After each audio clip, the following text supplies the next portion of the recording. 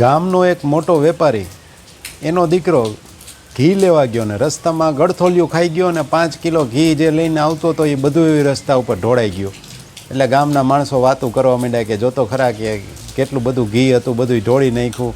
એના બાપા એટલા વેપારી વાળા એ એને નક્કી આજ તો એને રિમાન્ડ ઉપર લે, એટલું બધું ઘી ક્યાં ધ્યાન હતું, કેમ ઢોળી નાખ્યું.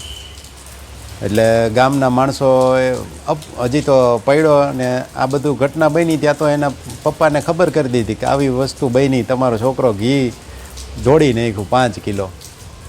એટલે મનમાં તો ઓલો વેપારી કહે મારો દીકરો તો મારો પઢાવેલો કે એમને પડે નહીં કહે.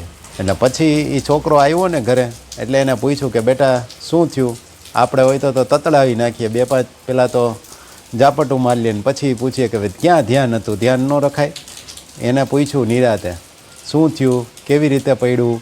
તો કે કાંઈ નહીં બાપુજી, એમાં એવું હતું એક સોનાનો સિક્કો હતો ને એ આગળ પડ્યો હતો, એ મારા ધ્યાને પડ્યો.